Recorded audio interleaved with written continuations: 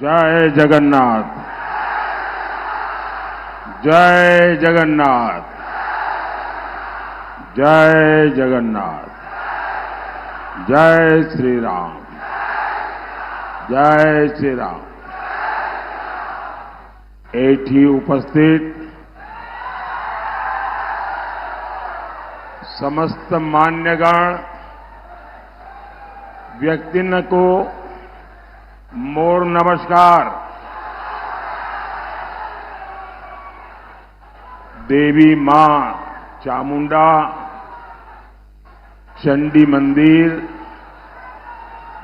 डमडमणी पीठ, मां भट्टारिका, प्रभु नीव माधव की इस पवित्र धरती पर आप जनता जनार्दन के दर्शन करके मेरा जीवन धन्य हो गया। इतनी बड़ी संख्या में माताएं बहनें आई हैं। हमारे नौजवान जो फर्स्ट टाइम वोटर है वो तो उमंग से भरे हुए नजर आ रहे हैं।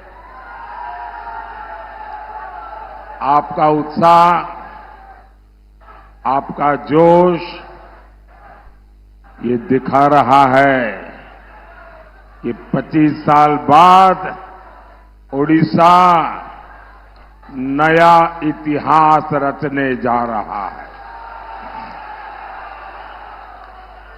ओडिशा में 10 जून को भाजपा का पहला सीएम शपथ लेगा, ये तय है। और आपके आशीर्वाद से तीसरी बार मोदी सरकार दिल्ली में शपथ लेगी, ये भी तय है। भाई और बहनों, कटक देश के सबसे पुराने शहरों में से एक है। यहां इतिहास भी है, विरासत भी है। यहां नेताजी सुभाष चंद्र बोस, उत्कल गौरव, मधुसूदन दास, उत्कल मणि, गोपबंधु दास, उत्कल केसरी, हरे कृष्ण महताब, ऐसे अनगिनत महानुभावों की प्रेरणा है। ये आधुनिक शिक्षा की नगरी है। ये विकसित भारत का सामर्थ्य बढ़ाने वाली धरती है। साथियों, जिस कटक का, जिस ओडिशा का इतना बड़ा महत्व है,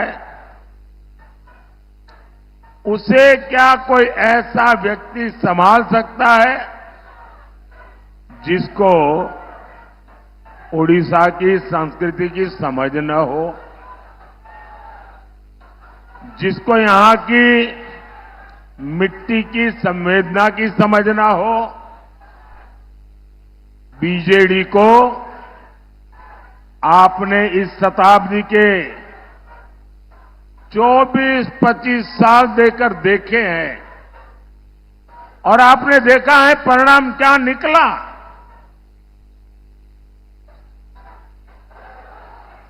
अब अगले 25 वर्ष उड़ीसा के विकास के लिए बहुत जरूरी है। यहां बहुत सारे लोग अपने कुछ न कुछ चित्र, पेंटिंग लेकर के आए हैं। जरा एसपीजी के लोग सारा कलेक्ट कर लीजिए। जो नौजवान और बच्चे कुछ लाए हैं, पीछे अपना नाम पता लिख दें, मैं जरूर आपको चिट्ठी भेजूंगा।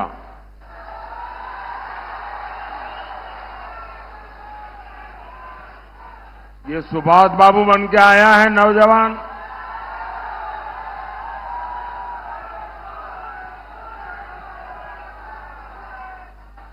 बोलिए भारत माता की, भारत माता की। जिसको जो देना है अभी दे दो, बाद में मुझे कोई रह जाए ऐसा न हो।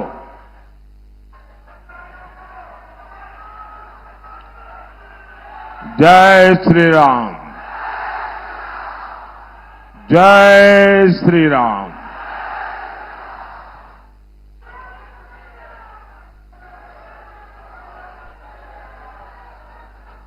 साथियों,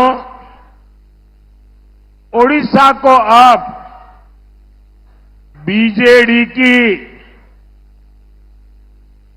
स्लो सब रफ्तार सरकार पीछे छोड़कर डबल इंजन वाली भाजपा सरकार चुननी है। और मेरा आपसे आग्रह है, अभी मीडिया वालों ने, कुछ लोगों ने शुरू कर दिया है कि यहां हंग असेंबली बनेगी, हंग असेंबली बनेगी। ये सरासर गपबाजी है। यहां भाजपा की पूर्ण बहुमत वाली सरकार बनने वाली है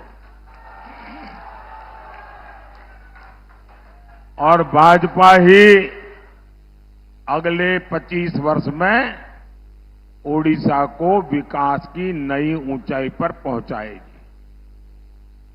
साथियों, ओडिशा बीजेडी के भ्रष्टाचारी रैकेट से यहां के लोग तंग आ गया है। जो बीजेडी चिट फंड जैसे फर्जीवाड़े से गरीब लोगों को धोखा देती है, वो बीजेडी ने उड़ीसा को क्या दिया?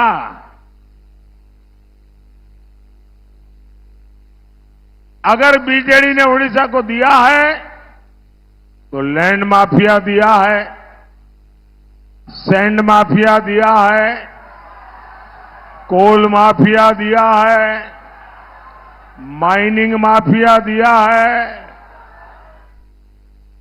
और बीजेडी के विधायक और मंत्री 24/7 इसी में लगे हुए हैं। अब ऐसे में यहां इंफ्रास्ट्रक्चर का विकास संभव है क्या? संभव है क्या? यहां इन्वेस्टमेंट आ सकता है क्या? यहां रोजगार बन सकता है क्या? मैं तो हैरान हूं। मेरे यहां गुजरात में शायद उड़ीसा का कोई ऐसा ब्लॉक नहीं होगा वहां के लोग गुजरात में आकर के रोजी रोटी न कमाते हो। जो प्रदेश इतना समृद्ध है, उस प्रदेश को ऐसे बर्बाद करने वाले लोगों को ये चुनाव तो सजा करने के लिए चुनाव है उन लोगों को। भाई और बहनों, बीजेडी सरकार कैसे काम करती है, इसका कच्चा चिट्ठा अब जनता के सामने आ रहा है। जब से मोदी सरकार बनी है, तब से ओडिशा के विकास के लिए मैंने रिकॉर्ड पैसा दिल्ली से भेजा है। पहले टैक्स का जितना पैसा केंद्र सरकार से उड़ीसा को आता था, मोदी ने उससे 3 गुना ज्यादा पैसा उड़ीसा को दिया है। कांग्रेस की सरकार के दौरान जब पुरानी खनन नीति थी, तब उड़ीसा को करीब 5,000 करोड़ रुपए मिलते थे। मोदी ने नई खनन नीति बनाई। आज ओडिशा को खनन से ही लगभग 50,000 करोड़ रुपए की आय हो रही है। अब आप सोचिए, कांग्रेस के जमाने में 5,000 करोड़, मोदी के जमाने में 50,000 करोड़ रुपया यहां मिलता है। इसके अतिरिक्त डिस्ट्रिक्ट मिनरल फंड के तहत भी उड़ीसा को 26,000 करोड़ रुपए से अधिक मिल चुके हैं। यानी मोदी सरकार यहां पहले के मुकाबले कई गुना ज्यादा पैसे भेज रही है। लेकिन उड़ीसा में बीजेडी की भ्रष्ट सरकार इस पैसा का गोलमाल कर रही है। मैं उड़ीसा के करीब करीब हर जिले में जा चुका हूं। यहां सड़क, बिजली, पानी, स्कूल, कॉलेज, अस्पताल, हर चीज का अभाव है। तो ये पैसा किसकी जेब में गया? यहां कटक में ही देखिए, जल भराव का कितना बड़ा संकट हर साल रहता है। मैं यहां हाईवे के, रेलवे के इतने सारे प्रोजेक्ट भेजता हूं, लेकिन बीजेडी के नेताओं को जब तक कट कमीशन नहीं मिलता, तब तक वो हर प्रोजेक्ट को लटकाए रखते हैं। बीजेडी नेता अपने करीबी ठेकेदारों को ही ठेके दिलवाकर आपको हर तरफ से लूट रहे हैं। आप मुझे बताइए, उड़ीसा के साथ ये जो लूट चल रही है, ये लूट बंद होनी चाहिए क्या? ऐसा नहीं दोनों हाथ ऊपर करके पूरी ताकत से बताइए, ये लूट बंद होनी चाहिए, ये लूट बंद होनी चाहिए। ये लूट कौन बंद करेगा? ये लूट बंद कौन करेगा? ये लूट कौन करेगा? मोदी मोदी मत करो, ये आपका एक वोट है ना, वो ये लूट बंद करेगा। आपके वोट की ताकत है जो उड़ीसा का भाग्य बदल सकती है। भाइयों और बहनों, बीजेडी के इस भ्रष्टाचार का बहुत बड़ा नुकसान हमारे नौजवानों का ही हो रहा है। यहां से नौजवानों को पलायन करना पड़ता है। बीजेडी सरकार यहां निवेश के लिए उचित माहौल नहीं बना पाई। एक माफिया है, एक माफिया है जो हर सेक्टर पर कब्जा करके बैठा हुआ है, और वो माफिया ऐसा है कि यहां कंपटीशन आने ही नहीं देता। 10 जून को हमारी सरकार आने दीजिए, भाजपा सरकार इस माफिया की कमर तोड़ने वाली है। साथियों, मोदी सरकार शिक्षा, कौशल, विकास और आत्मनिर्भर भारत पर बल दे रही है। 10 साल में ओडिशा को IIM, IISER Berhampur, institute of chemical technology Bhubaneswar, ऐसे अनेक संस्थान मिले हैं। टेक्नोलॉजी और टेक्सटाइल से लेकर इथेनॉल तक हर सेक्टर में मोदी सरकार ने बड़े लक्ष्य रखे। इससे कटक में भी उद्योगों की संभावनाएं बढ़ेगी। और अभी हमारे मित्र मेहताब जी मुझे बता रहे थे कि यहां पहले इतने उद्योग थे, एक के बाद सबको ताले लग गए। यहां का आर्थिक जीवन तबाह हो गया है, और इससे यहां के नौजवानों को सबसे ज्यादा नुकसान हुआ है।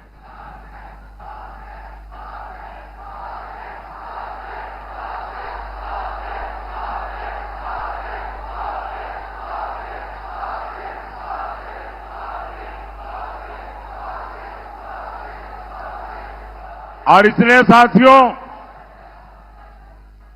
हमें यहां निवेश चाहिए, हमें उद्योग चाहिए, हमें पुराने उद्योगों का पुनर्जीवन चाहिए साथियों।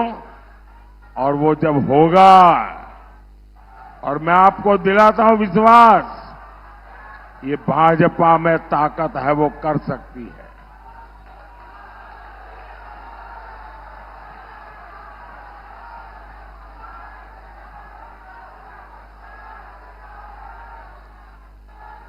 मैं उड़िया वासियों को वादा करता हूं, मेरे पास लंबे समय तक एक राज्य को चलाने का अनुभव है। भले मैं दिल्ली में प्रधानमंत्री रहूंगा, लेकिन उड़ीसा में जो बीजेपी का मुख्यमंत्री बनेगा, उड़ीसा में जो बीजेपी की सरकार बनेगी, उसको कभी भी कोई तकलीफ नहीं आने दूंगा।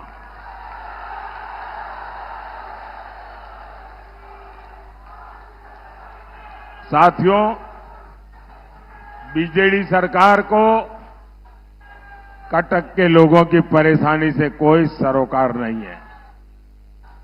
कटक चारों तरफ नदियों से घिरा है, लेकिन यहां पीने के पानी की समस्या है। मोदी नल से जल देना चाहता है, लेकिन ये रोड़े अटकाते हैं। मोदी ने देश के गांव और शहरों में गरीबों के लिए 4 करोड़ पक्के घर बनाए हैं। आने वाले समय में 3 करोड़ नए घर बनाने की गारंटी दी है। ओडिशा में भी करीब 30 लाख गरीबों के नए घर बने हैं। लेकिन बीजेडी आपके लिए नए घर बनाने में लगातार अड़चनें पैदा कर रही है। गरीब को पक्का घर मिलने से रोके, ऐसा काम आपका दुश्मन ही कर सकता है। भाइयों बहनों, आप यहां डबल इंजन की भाजपा सरकार बनाएंगे तो आपका बिजली का बिल 0 होगा।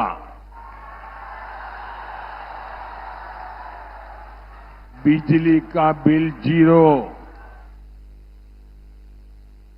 इतना ही नहीं, आप बिजली बेचकर कमाई करेंगे।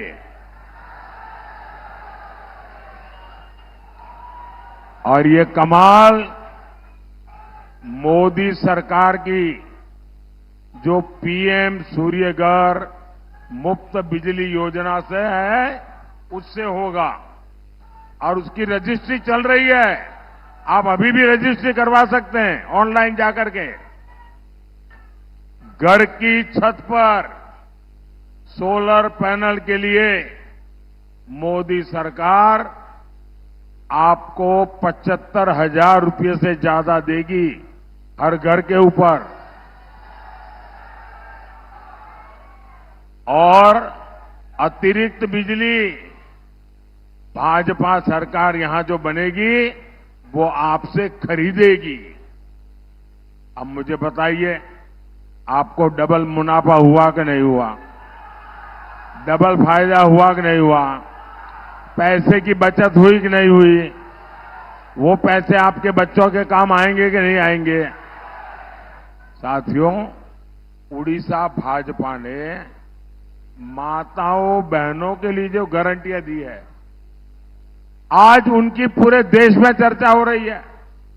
सुभद्रा योजना से माताओं बहनों को बहुत मदद मिलेगी। आप कल्पना कीजिए, 10 साल पहले तक माताओं बहनों के बैंक खाते तक नहीं थे। अब ऐसी ऐसी शानदार योजनाएं भाजपा हमारी माताओं बहनों के नाम पर ला रही है। मोदी की एक और गारंटी, देश की 3 करोड़ बहनों को लखपति दीदी बनाने का मेरा संकल्प है। 3 करोड़ लखपति दीदी बनेगी। आप कल्पना कर सकते हैं हमारी इकोनॉमी कितनी तेज चलेगी। लखपति दीदिया ने हर साल 1 लाख रुपए से ज्यादा की आय, और वो भी स्वाभिमान के साथ। आशा और आंगनवाड़ी से जुड़ी बहनों के लिए भी उड़ीसा भाजपा ने बहुत बड़ी घोषणा की है। आंगनवाड़ी से जुड़ी बहनों को 12,000 रुपए तक की सैलरी मिलेगी, ये उड़ीसा भाजपा ने कहा है। इसके साथ साथ जब यहां आयुष्मान योजना लागू होगी तो कटक के किसी भी परिवार को अपने बुजुर्गों के इलाज के लिए कोई चिंता नहीं करनी पड़ेगी। ये दिल्ली में जो बैठा है ना, वो करेगा। बुजुर्गों को मुफ्त इलाज की गारंटी, ये मोदी की गारंटी है। भाई और बहनों, विकास और विरासत ये भाजपा का एजेंडा है। आपने देखा कि दिल्ली में जो G20 का शिखर सम्मेलन हुआ, उसमें दुनिया भर के बड़े बड़े दिग्गज नेता यहां आए थे, और सबको मोदी ने कोणार्क के चक्र के सामने खड़ा किया, कोणार्क के चक्र के सामने फोटो निकाली, और उनके घरों में आज कोणार्क का सूर्य चक्र पहुंच गया है। इससे पूरी दुनिया में कोणार्क का गौरव बढ़ा है। लेकिन बीजेडी सरकार को उड़ीसा की धरोहर की कोई चिंता नहीं है। जगन्नाथ जी के श्री रत्न भंडार को लेकर जो कुछ हो रहा है, उससे पूरा उड़ीसा बहुत गुस्से में है। अब लोग कहते हैं कि श्री रत्न भंडार की चाबी तमिलनाडु चली गई है, कहते हैं।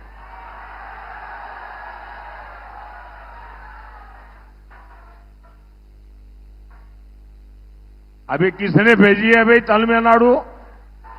ये तमिलनाडु कौन ले गया है? कौन ले गया है? ऐसे लोगों को माफ करोगे क्या? जिस तरह श्री रत्न भंडार की चाबी खो गई और फिर जांच रिपोर्ट को दबा दिया गया, और इस मामले पर बहुत बड़े गंभीर सवाल उठते हैं। लेकिन मैं उड़ीसा के मेरे भाई बहनों को कहना चाहता हूं, साथियों, ये मोदी है। मैं सोमनाथ की धरती से आया हूं, जगन्नाथ की धरती की पूजा कर रहा हूं, और मेरे लिए जितने भगवान सोमनाथ दादा के आशीर्वाद है, इतने ही महाप्रभु जगन्नाथ जी के आशीर्वाद है। मुझ पर सोमनाथ दादा का भी कर्ज है, मुझ पर महाप्रभु जगन्नाथ जी का भी कर्ज है, और इसलिए मैं उड़ीसा के एक एक नागरिक को गारंटी देता हूं, आप आश्वस्त रहिए, यहां भाजपा सरकार बनते ही ये चाबी का राज खोला जाएगा।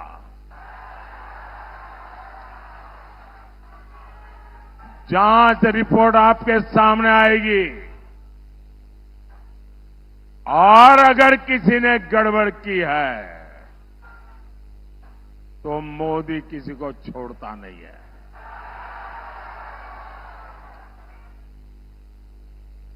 भाइयों और बहनों, ये चुनाव उड़ीसा के विकास और उड़िया गौरव को बचाने के लिए है।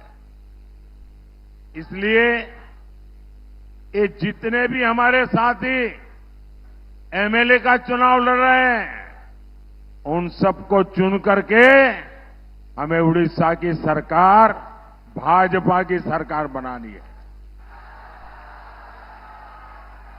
सारे एमएलए के उम्मीदवार आगे आ जाएं, एमएलए के उम्मीदवार आगे आ जाएं।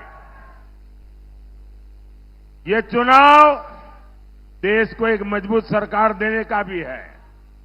इसलिए कटक से मेरे मित्र भर्तृहरि महताब जी को इस बार बहुत बड़ी लीड से दिल्ली भेजना है